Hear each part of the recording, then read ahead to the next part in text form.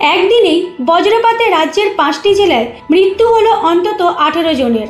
বাঁকুড়া, পূর্ব মেদিনীপুর, উত্তর 24 পরগনা ও দক্ষিণ 24 পরগনা এবং পুরুলিয়ার বহু মানুষ বজ্রপাতের শিকার হয়েছেন। বেশিরভাগই ছিলেন মাঠের কাছে ব্যস্ত।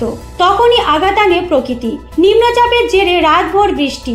ধাপা, উল্টোডাঙ্গা, সল্টলেক সহ শহরের একাধিক এলাকা জলের তলায়। কলকাতায় রাত থেকে সকাল পর্যন্ত 100 মিলিমিটারের বেশি বৃষ্টিপাত হয়েছে। আবহাওয়া দপ্তর জারি করেছে হলুদ সতর্কতা। দক্ষিণ 24 পরগনায় শুরু হয়েছে টানা বৃষ্টি, সঙ্গে বইছে 30 থেকে 40 কিলোমিটার বেগে ঝড়ো হাওয়া। সুন্দরবনের নদী ও সমুদ্র উত্তাল হয়ে উঠেছে। এই জন্য প্রশাসনের তরফ থেকে মৎস্যজীবীদের সোমবার পর্যন্ত সমুদ্রে যেতে নিষেধাজ্ঞা জারি করা হয়েছে। আলিপুর আবহাওয়া দপ্তরের মতে, এই নিম্নচাপ কেটে গেলে ফের বঙ্গোপসাগরে ঘূর্ণাবর্ত তৈরি হতে পারে।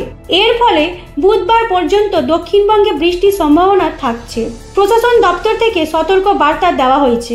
নদী বা সমুদ্রের ধারে যাবেন না, ঘরে থাকুন, নিরাপদে থাকুন। বজ্রপাতের সময় খোলা জায়গায় থাকবেন না। বিদ্যুৎ চালিত যন্ত্রপাতি ব্যবহার এড়িয়ে চলুন। উপকূলবর্তী মানুষজন নিরাপদ স্থানে আশ্রয় নিন। কৃষকদের মাঠে না যাওয়ার অনুরোধ। রাজ্যের প্রতিটি জেলায় খোলা হয়েছে কন্ট্রোল রুম। এই ছিল আজকের দুর্যোগ পরিস্থিতির আপডেট। আপনার এলাকায় আবহাওয়ার খবর পেতে চোখ রাখুন আমাদের সঙ্গে।